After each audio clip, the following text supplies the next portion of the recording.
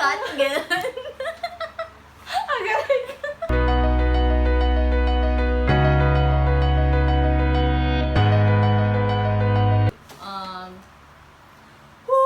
Yan. Hindi na ako sanay mag-vlog. Okay, yan. Game?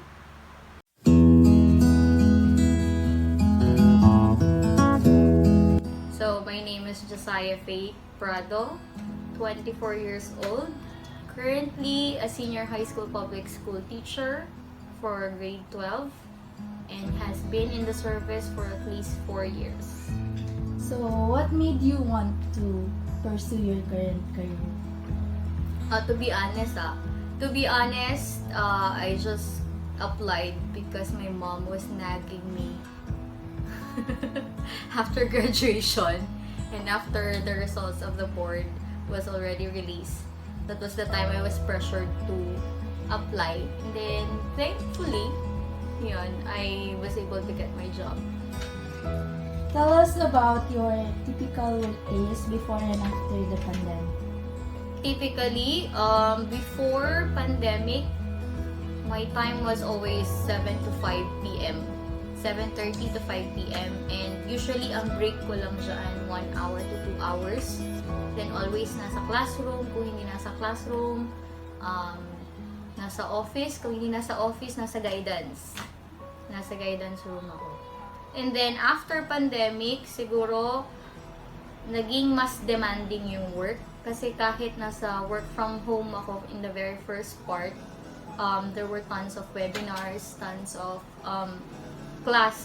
online consultation. And then when I was reassigned as one of the video editors for the TV-based production, yung mag-video kami for the lessons to be released online and on channels, different channels ng Ilocos and Gracia, yun, mas mahirap siya. In short, mas mahirap. Yun. What do you find the most rewarding about teaching?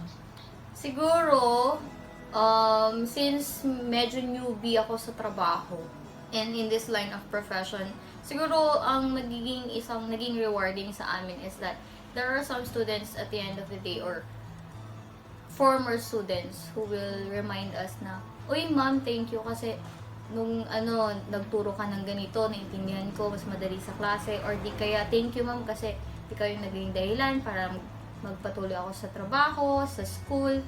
Yung mga simpleng bagay na ganun, kahit simpleng thank you, malaking bagay sa bawat teacher. Cringy siya pakinggan, pero once kasi na parang na-feel mo na, ay, may nagawa ako para sa ibang tao, yun yung dahilan na parang, okay, maganda tong trabaho ko, kakayanin pa yung trabaho kahit mahirap. So, what's the hardest part naman of being a teacher? The hardest part, madami. Sa anong aspeto? Kasi kung, for example, physical aspect, demanding siyang trabaho. You have to wake up early in the morning, no joke yun. Kahit ako malapit ako sa school, kailangan kong gumising ng maaga, magprepare ako ng lesson, ng quiz. And then pag uwi mo, mag-check ka ng sandamakmak. Usually, magprepare ka pa ng added lesson. Tatagal ka around 12 a.m., 1 a.m. in the morning. Then tulog ka ng ilang oras. And then emotionally, mas mahirap. Kasi you are dealing with, sa Atena, dito sa public school natin, I'm dealing with at least 48 to 52 students per day. Sa isang klase yon. Emotional na dealing mo is, ano yung gagawin mo bilang second nanay, anong gagawin mo bilang teacher. Kasi more than sa pagiging teacher na magtuturo, ikaw kasi yung support nila sa school. And sometimes, mas close ka pa kaysa sa mga magulang nila. So, ikaw, mas alam mo yung problema nila. Mahirap yun kasi hindi lang naman isang estudyante.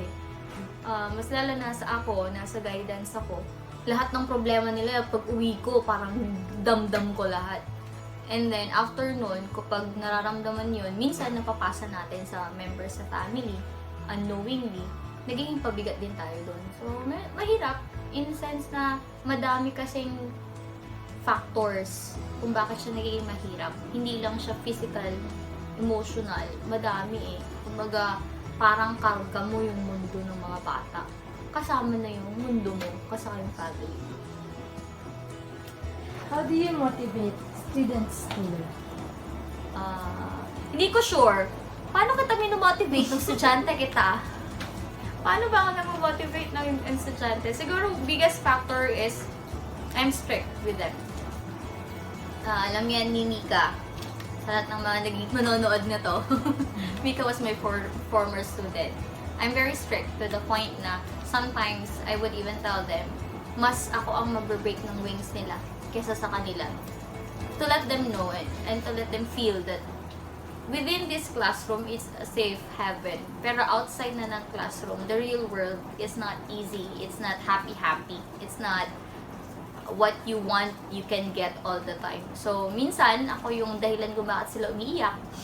Pero, what I always tell them is that it's better na ako, bilang isang trusted person nila, ako ang mas makakapag-break ng mga fantasies nila sa kung anong realidad. And that they will learn from me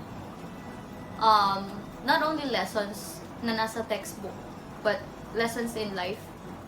And I also share, minsan pag may extra time, I share my experiences. And now na marami rin akong estudyante nagtitake ng education, sila yung PPM lagi, Mom, ang hirap pala, ang hirap. Wala namang madali sa buhay. So yun, number 1 siguro, naging strict ako sa kanila. Where do you see yourself in 5 years? Where do I see myself in 5 years? To be honest, for now, hindi ko alam. So hopefully, in the next 5 years, if kakayanin, I'll have my own family. Yun. So we'll see. After 5 years, balikan mo ko. Tanungin mo ko ulit. For the last question, what would be the things that an aspiring teacher should know or expect?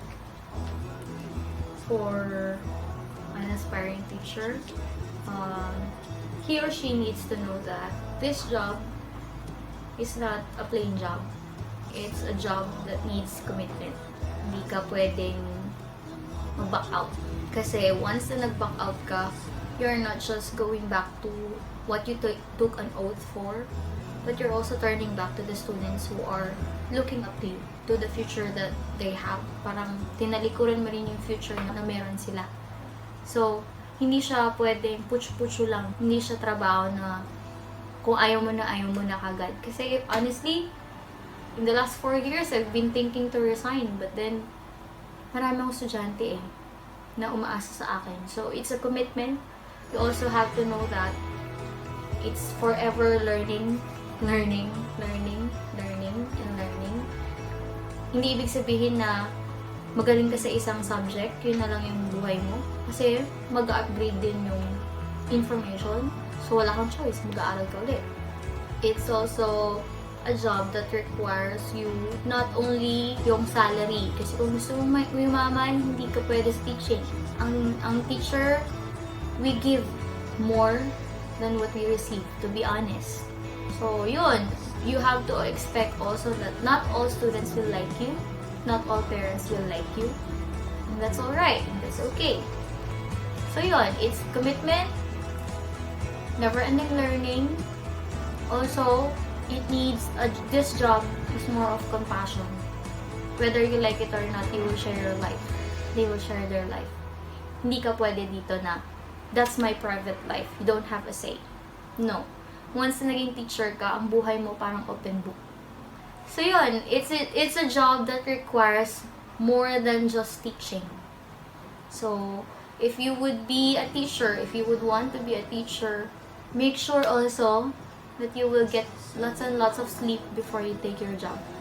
So, once nagtrabaho ka na, hindi ka na makakatulog ng mapayapa. Hindi ka na rin makakatulog ng mahimbig na full 8 hours. Madalang yung ganun. Kahit Christmas break, may mga sasagutin ka pa ng mga estudyante. So, minsan, hindi, ang trabaho natin, hindi nag-e-end sa classroom ng alas 5. So, commitment. Commitment, yung compassion, and yun, learning. These are the 3 main things na reason kung bakit masaya din yung trabaho, kahit mahirap. at kung bakit minsan sinusukuan yung trabaho. Every job naman, to be honest, hindi naman madali lahat ng trabaho. Kanya-kanyang aspeto kasi yan, kanya-kanyang point of view. Pero, if you would be a teacher, you'll be a teacher forever. So, it takes a lot, and it requires a lot, but it's also fulfilling. Ang bottom line naman yun is, you have to love what you do. You have to, sabi ko nga sa mga estudyante ko bago sila graduate, in choosing courses, you have to know what course or what kind of job na iniisip mo pa lang ngayon, alam mong mahirap, pero at the end of the day, masaya ka. Teaching is fulfilling din naman. Kasi I do love what I do. Mahirap, pero kaya.